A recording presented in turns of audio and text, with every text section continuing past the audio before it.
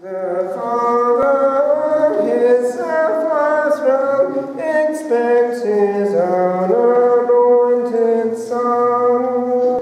Ride on in majesty, in lowly pomp, ride on to die.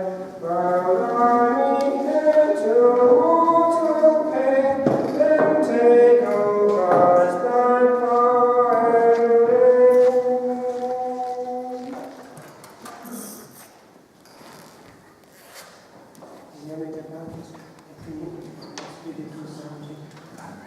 In tutti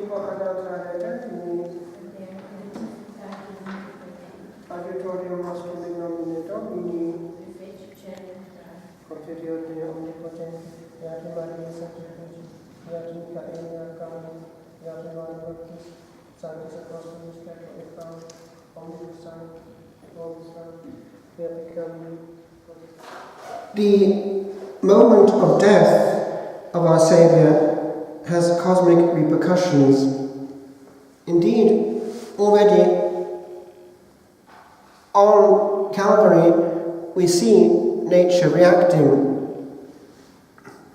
An eclipse or total darkness formed by some cosmic event.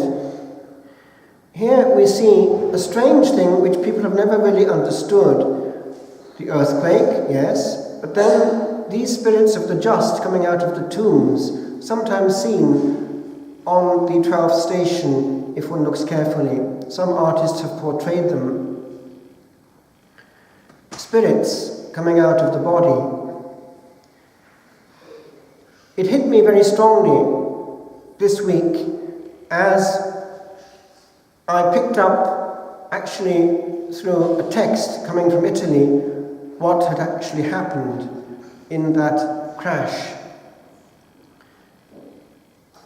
This person who was obviously depressed was going to end it all. And I was, in my mind's eye, visualizing that 8-minute period for him and those he was leading with him down to an enormous impact. I was thinking to myself what happened in the minds and spirits of this plane load, all ages. It is said that when one is about to meet the beyond, one sees the whole of one's life in an instant passing before one. And we hope and pray that that was the case and that each one there had the chance to in some way prepare instantaneously for that impact with eternity. And then what happened? There would have been a moment of colossal pain, all condensed in that one aeroplane. And then they were no longer together, each one alone in another dimension. And it hit me as I thought about that scene, hence out of reach, whether they all made it or not. And if not, whether some would have carried on in the same direction, as is portrayed by Mel Gibson in The Passion when he shows the deaths on Calvary. That of the bad thief is most striking. And it occurred to me, if perhaps one or the other was not in a state of grace or preparation, that descent, as in that film, would have carried on, only without the body. That downward movement would go on and on. And it made me think, how many will pass through this week without even a thought of that?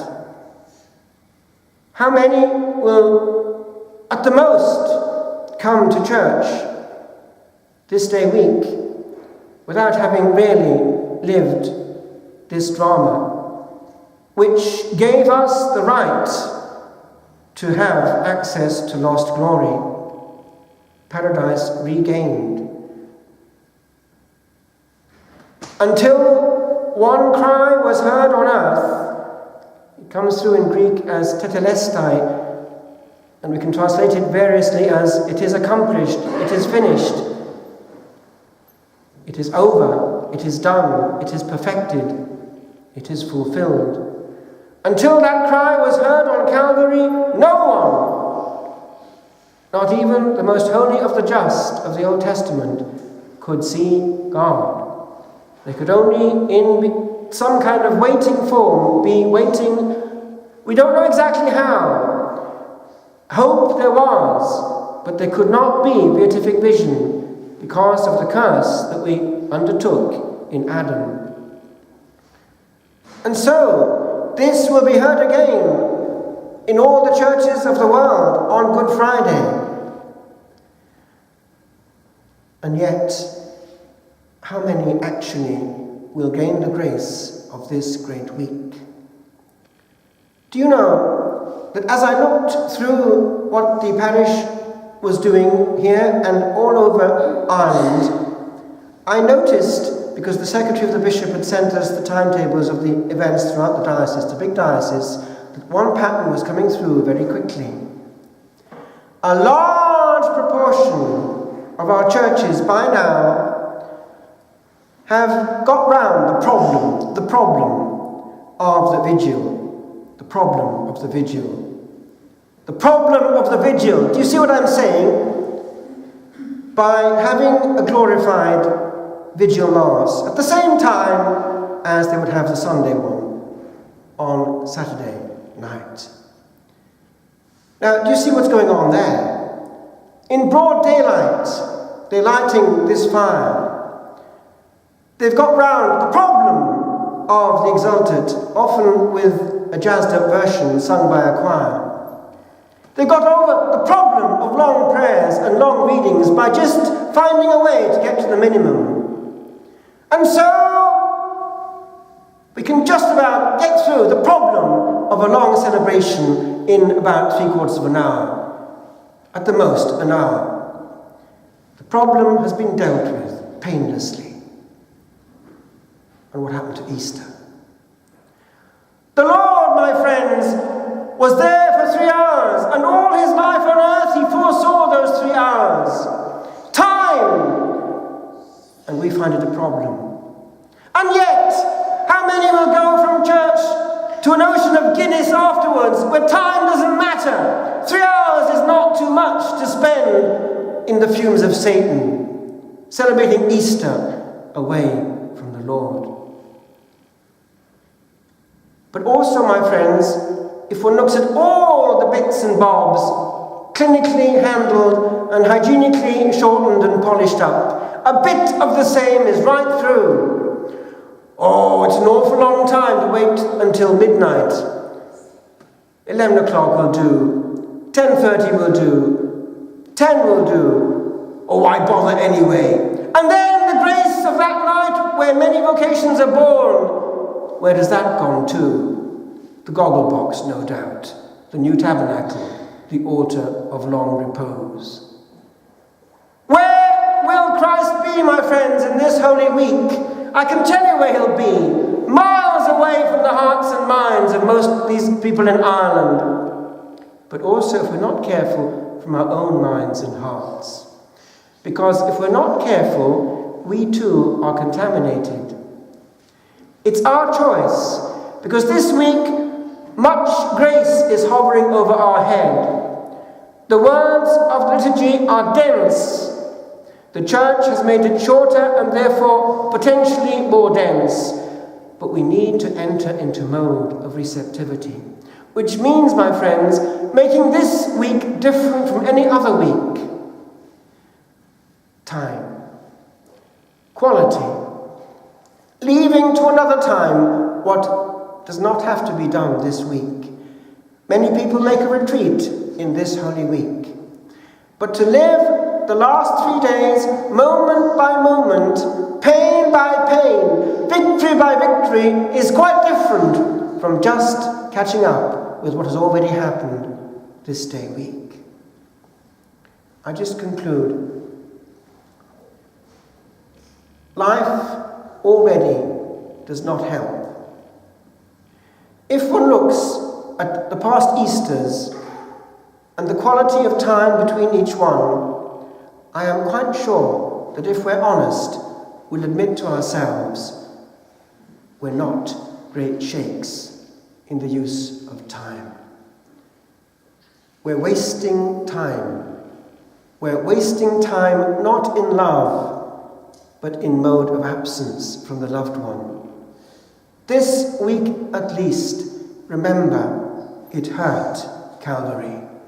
It hurt atrociously, and we can somehow console our King by being at the foot of the cross.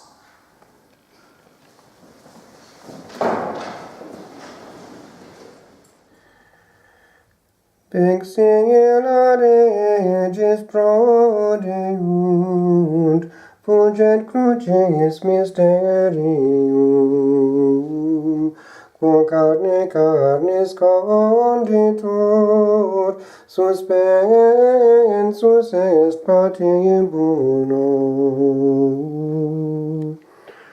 Quo vulneratus in super, mucrone diro lance, ut nos lavaret crimine, manavit undet sanguine. Arbor decoret fulgida, ornata regis purpura, electa dignus dipite, tam sancta membra tangere.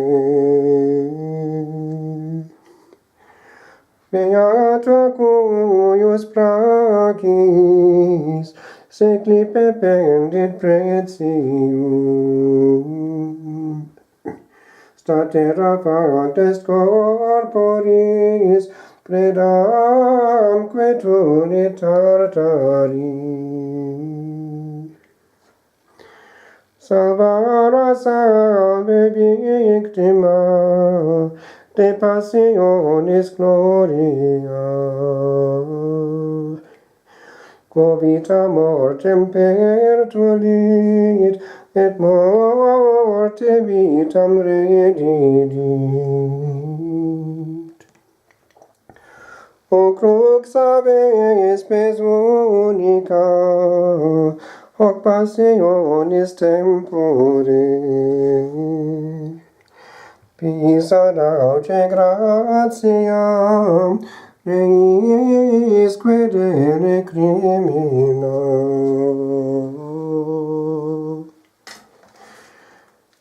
Te fons salutis Trinitas, collaudet omnis spiritus, quos per crucis mysterium salvas fove per saecula.